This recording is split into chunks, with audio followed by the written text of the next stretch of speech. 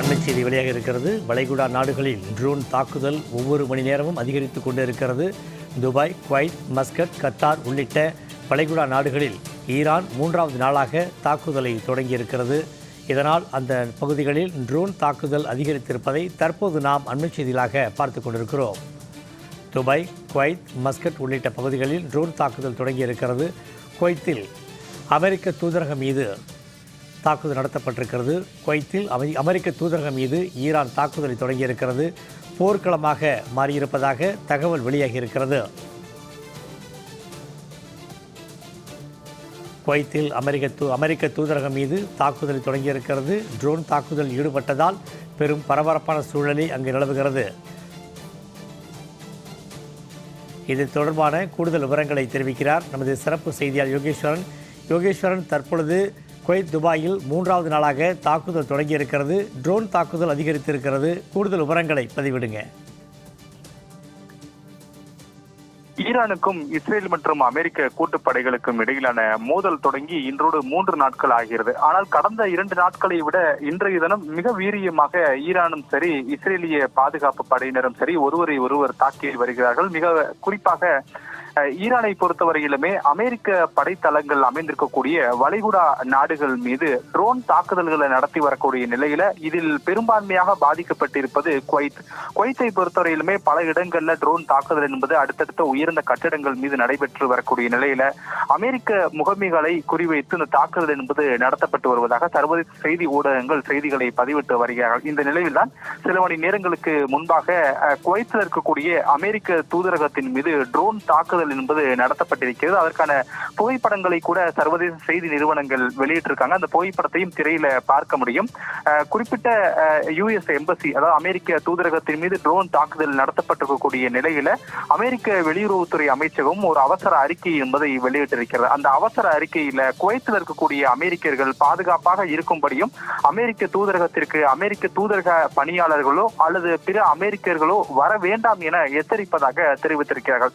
இவை மட்டுமல்லாமல் அமெரிக்கர்களுக்கு எதிரான தாக்குதல் என்பது அதிகரித்திருக்கக்கூடிய நிலையில பாதுகாப்பாக இருக்கும்படியும், குறிப்பாக வீடுகளுக்குள் இருக்கக்கூடிய அமெரிக்கர்கள் ஜன்னல், கதவு உள்ளிட்டவற்றுக்கு அருகாமையில் இருக்கக்கூடாது என்றும் சுவற்றுக்கு அருகில் மறைந்தவாறு இருக்க வேண்டும் என்ற ஒரு அறிவுறுத்தல் என்பதையும் அமெரிக்க வெளியுறவுத்துறை அமைச்சகமானது குவைத்தில் இருக்கக்கூடிய அமெரிக்கர்களுக்கு வழங்கியிருக்கிறது. அதே நேரத்தில் அமெரிக்கர்கள் யாரானும் குவைத்துல வெளிப்புற பகுதிகளில் இருந்தால் அங்கு ஏதேனும் அபாய எச்சரிக்கை விடுக்கப்பட்டாலோ அல்லது உள்ளூர் அதிகாரிகளால் அறிவுறுத்தப்பட்டாலோ உடனடியாக தரையில் படுத்தவாறு கைகளால் தலைகளை மூடியபடி அமைதி காக்க வேண்டும் என்றும், ஒருவேளை மேலே இருக்கக்கூடிய அந்த யுஏவி அப்படின்னு அழைக்கிறாங்க ஆளில்லா விமானங்களோ அல்லது பிற தாக்குதல்களில் இருந்து விழக்கூடிய எச்சங்களும் ஒரு பெரிய பாதிப்பை ஏற்படுத்தக்கூடும் என்றால் பாதுகாப்பான இடங்களில் தஞ்சமடைய வேண்டும் என்றும் அமெரிக்கர்களுக்கு அமெரிக்க வெளியுறவுத்துறை அமைச்சகத்தை பொறுத்தவரையிலுமே அறிவுறுத்தல் என்பது வழங்கியிருக்கிறது.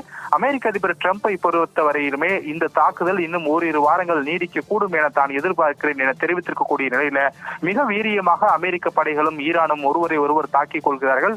ஒரு பக்கம் இஸ்ரேல் மீதான தாக்குதல் நடைபெறக்கூடிய அதே நேரத்தில் மற்றொரு பக்கம் வளைகுடா மத்திய கிழக்கு நாடுகளில் இருக்கக்கூடிய பல்வேறு நாடுகள் அமைந்திருக்கக்கூடிய அமெரிக்க படைகளுடைய தளத்தை குறிவைத்தும் அமெரிக்கர்கள் இருக்கக்கூடிய முகாம்களை குறிவைத்தும் ஈரான் ட்ரோன் மற்றும் ஏவுகணை தாக்குதல்களை நடத்தி வராங்க. பல இடங்கள்ல ஈரானுடைய ட்ரோன்கள் சுட்டு வீழ்த்தப்பட்டாலும் கூட சில இடங்கள்ல ஈரானுடைய தாக்குதல் என்பது வெற்றியடைந்திருக்கிறது. பல இடங்கள்ல அமெரிக்கனுடைய முகமைகளை குறிவைத்து நடத்தப்பட்ட தாக்குதல் வெற்றியடைந்திருப்பதாக ஈரானிய பாதுகாப்புத்துறையும் தெரிவித்திருக்கிறது. இத்தகைய நேரத்தில் தான் குவைத்தில் இருக்கக்கூடிய அமெரிக்க தூதரகத்தின் மீது ட்ரோன் தாக்குதல் நடத்தப்பட்ட நிலையில அங்கு முழுவதுமாக அமெரிக்க தூதரகம் என்பது மூடப்பட்டு அமெரிக்க பணியாளர்களோ அல்லது பிற அமெரிக்கர்களோ தூதரகத்திற்கு எந்த வகையிலும் வர வேண்டாம் என்ற ஒரு அறிவுறுத்தல் என்பதையும் அவசர கடிதமாக வெளியிட்டிருக்காங்க. சண்முகவேல்.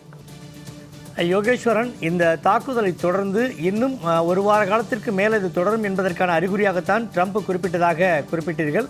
அங்குள்ள வெளிநாட்டைச் சேர்ந்தவர்கள் அப்புறப்படுத்துவதற்கு, குறிப்பாக இந்தியா மற்ற நாடுகளைச் சேர்ந்தவர்களும் வெளியேற்றுவதற்கான ஏதேனும் வாய்ப்புகள் இருக்கிறதா?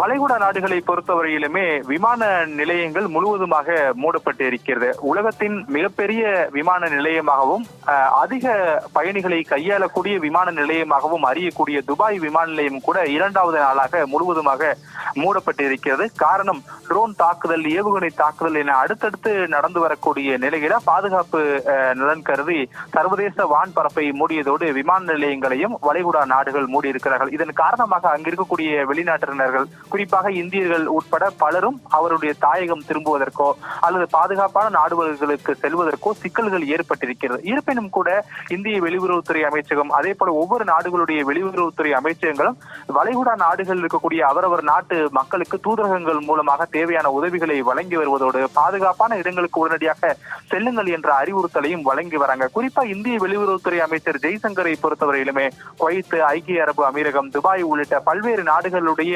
வெளியுறவுத்துறை அமைச்சர்களோடு கடந்த 2 நாட்களுக்கு முன்பாக தொலைபேசியில் ஒரு உரையாடலை நடத்தினார். இந்த உரையாடலுக்கு பிறகாக பல்வேறு நாடுகளில் இருக்கக்கூடிய இந்திய தூதரகங்கள் இந்திய மக்களுக்கு ஒரு அறிவுறுத்தல் என்பதை வழங்கியதோடு இந்தியர்களுடைய இருப்பிடம், அவர்கள் தொடர்பான விவரம் உள்ளிட்டவற்றை எல்லாம் சேகரிக்கக்கூடிய பணிகளை தொடங்கி இருந்தார்கள்.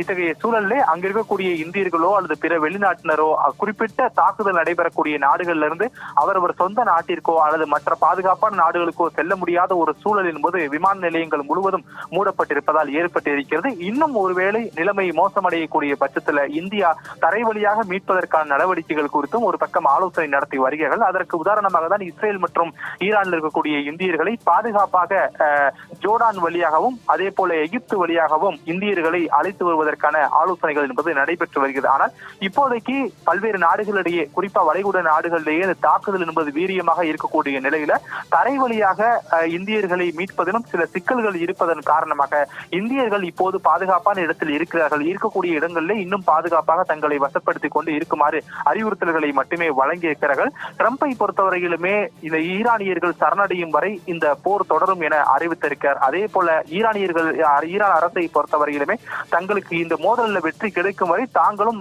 தங்கள் போரை தொடருவோம் என்று அறிவித்திருக்கிறார்கள். இப்படி இரு நாடுகளுமே, சக்தி வாய்ந்த நாடுகளுமே தங்களுக்கு ஒருவருக்கொருவர் போர் என்பதை இன்னும் வீரியமாக செயல்படுத்தி வரக்கூடிய நிலையில குவைத், கத்தார், துபாய், ஐக்கிய அரபு அமீரகம், ஈராக், ஈரான் உள்ளிட்ட பல்வேறு நாடுகளில் இருக்கக்கூடிய வெளிநாட்டினர்கள் ஒரு பெரும் சிக்கல்ல சிக்கி இருக்கிறார்கள் அப்படின்றதை புரிந்து கொள்ள முடிகிறது. ஆனால் நிலைமை இப்போதைக்கு மோசமாக இருக்கிறது என்பதை உணர்ந்து கொள்ளக்கூடிய அதே நேரத்தில் அங்கிருந்து மீட்பதற்கான எந்த சாத்தியக்கூறுகளும் இல்லாத சூழலே பாதுகாப்பான இடங்களில் மட்டும் இந்தியர்கள் மற்றும் பிற வெளிநாட்டினர்கள் இருக்க வேண்டும் என அவரவர் தூதரகங்கள் மூலமாக அறிவுறுத்தல் என்பதை ஒவ்வொரு நாட்டு அரசுகளுமே வழங்கி வராங்க. சண்முகவேல்.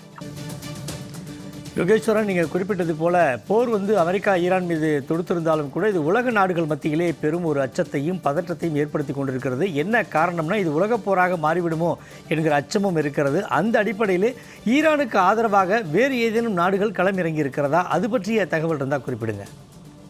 ஈரானுக்கு ஆதரவாக ஹிஸ்புல்லா, அதே போல ஹவுதி உள்ளிட்ட கிளர்ச்சியாள குழுக்கள் தங்களுடைய நேரடியான ஆதரவுகளை தெரிவித்திருக்கிறார்கள். குறிப்பாக செங்கடல் பகுதிகளில் அமெரிக்காவுக்கு ஆதரவாக செல்லக்கூடிய கப்பல்களும் அதே போல இஸ்ரேலுக்கு செல்லக்கூடிய கப்பல்களோ இஸ்ரேல் நிறுவனங்களுக்கு சொந்தமான கப்பல்களை குறிவைத்து தாங்கள் தாக்குவோம் என்ற ஒரு எச்சரிக்கையை எல்லாம் விடுத்திருக்கிறார்கள். மாறாக ஈரானுக்கு நேரடியான ஆதரவுகள் குறித்த நாடுகள் இல்லை என்றாலும் ஈரானுக்கு தொழில்நுட்ப ரீதியாகவும் பாதுகாப்பு ரீதியாகவும் உதவி புரியக்கூடிய நாடுகள் சில இருக்கிறது. அவர்கள் தொடர்ந்து அதற்கான உதவிகளை வழங்கி கொண்டே இருக்கிறார்கள். ஆனால் ஈரானை பொறுத்தவரையிலுமே ஈரானுக்கும் அமெரிக்காவுக்கும் அதே போல இஸ்ரேலுக்கும் இடையிலான இந்த மோதல்ல வளைகுடா நாடுகள் மீது தாக்குதல் நடத்துவதற்கு பல்வேறு நாடுகளும் கண்டனம் தெரிவித்திருக்கிறது. குறிப்பாக இந்தியா உட்பட பல நாடுகளும் இந்த ஈரானுடைய தாக்குதலுக்கு கண்டனம் தெரிவித்திருக்கிறார்கள். பல நாடுகள், இந்திய உட்பட பல நாடுகளுடைய தலைவர்கள் சொல்லக்கூடிய முக்கிய கோரிக்கை என்பது பேச்சுவார்த்தையின் மூலமாக இத்தகைய பிரச்சனைகளை தணிக்கப்பட வேண்டும். 3 நாடுகளுக்கு இடையே நடைபெறக்கூடிய இந்த மோதல் என்பது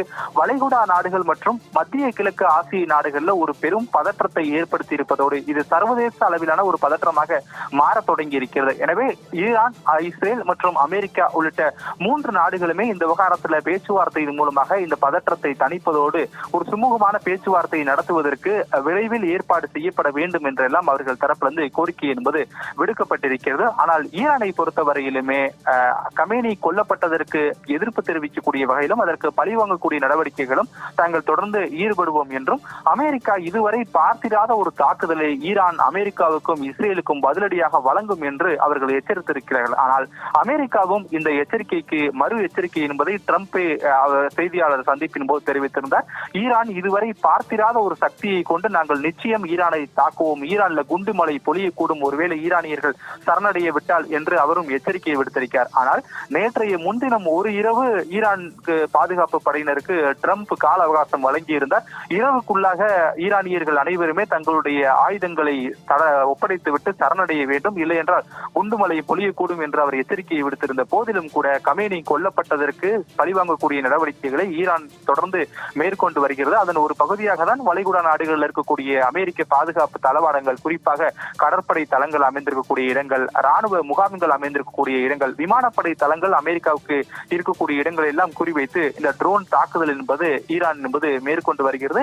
இந்த தாக்குதலுக்கு பதிலடி கொடுக்கப்படும் என்றெல்லாம் அமெரிக்கா சொல்லி வரக்கூடிய நிலையில ஈரானும் மிக வீரியமாகவே இந்த தாக்குதல்களை முன்னெடுத்து வராங்க. இன்றைய தினம் கூட குவைத்துல அமெரிக்க விமானப்படைக்கு சொந்தமான அதிநவீன போர் விமானங்கள்ல ஒன்றான F-15 ரக போர் விமானம் என்பது சுட்டு வீழ்த்தப்பட்டது அப்படின்னு ஈரானிய ஊடகங்கள் செய்திகளை வெளியிட்டாங்க. ஆனால் அமெரிக்காவை பொறுத்தவரையிலுமே இந்த தகவலுக்கு மறுப்பு தெரிவித்ததோடு இது வழக்கமான போர் ஒத்திகையின் போது அமெரிக்க பாதுகாப்பு விமானங்களாலே மற்றொரு விமானம் சுடப்பட்டது தவறுதலாக, இது குறித்து விசாரணை நடத்தப்படுகிறது என்று அவர்கள் மறுப்பு தெரிவித்திருக்கிறார்கள். ஆனால் ஈரானை பொறுத்தவரையிலுமே தங்கள் நாடுதான் இது சுட்டு வீழ்த்தப்பட்டது என்று தெரிவிக்கிறார்கள். சர்வதேச செய்தி ஊடகங்கள் இந்த செய்திகளை எல்லாம் பதிவு செய்திருக்கிறார்கள். இப்படி இரு நாடுகளுக்கு இடையிலான வீரியமான தாக்குதல் என்பது தொடர்ந்து நீடித்து வருகிறது.